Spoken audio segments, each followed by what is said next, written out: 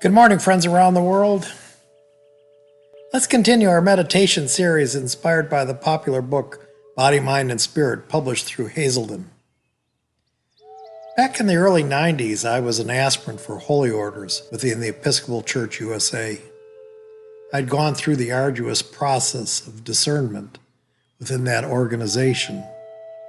I had met with my church, my bishop, made application to seminary, and had fulfilled all of the requirements necessary, except one final step.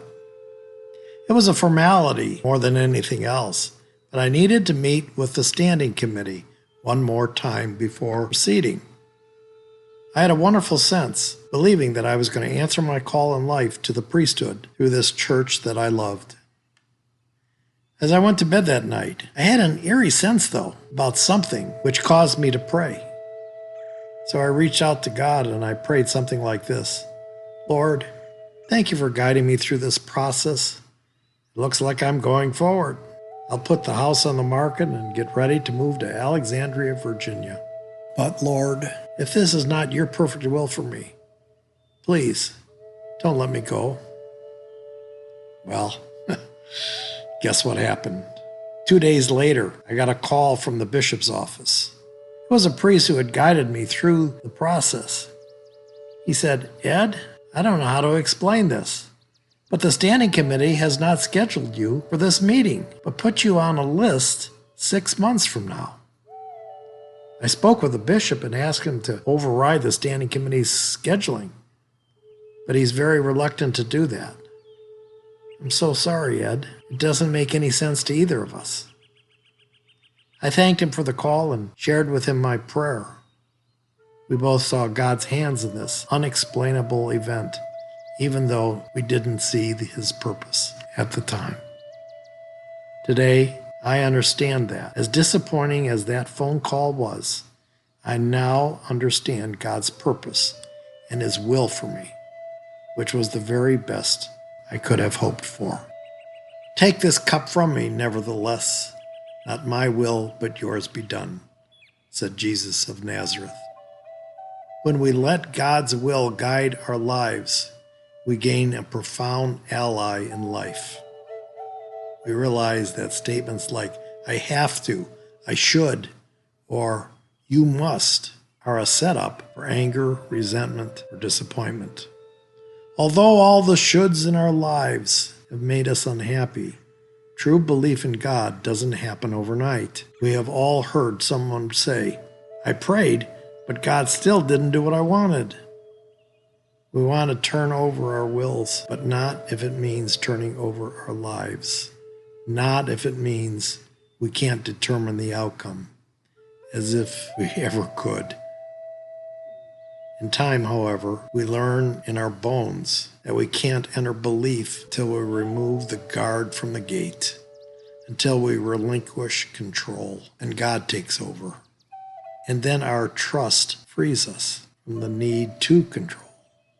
Trust opens our hearts to new feelings of love and gives us peace of mind.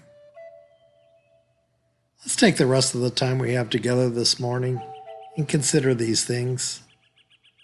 Think back in your life and remember an event that at first seemed to be a terrible thing and turned out to be a blessing.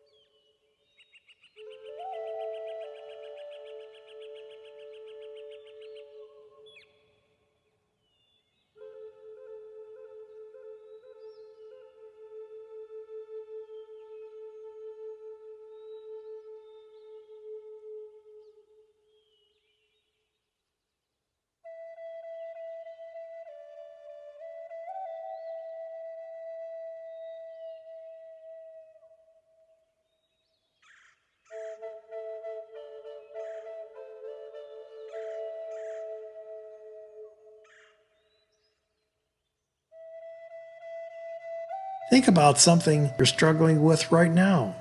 Can you possibly see how God will use this struggle for your good?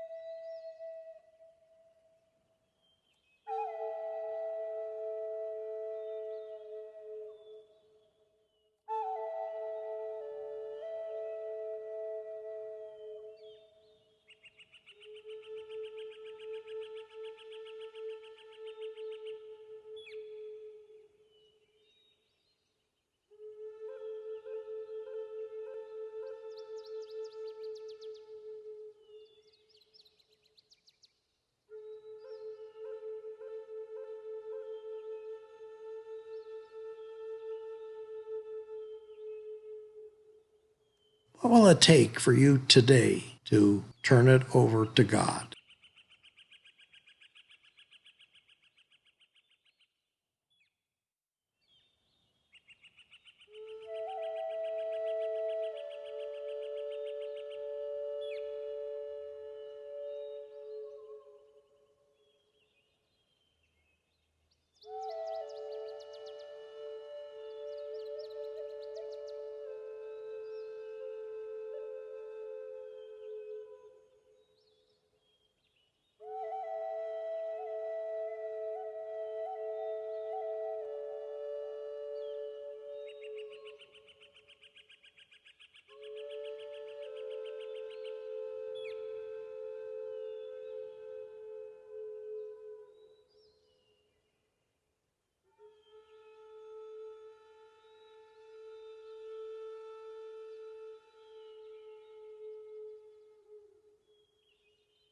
Help me let go and let God.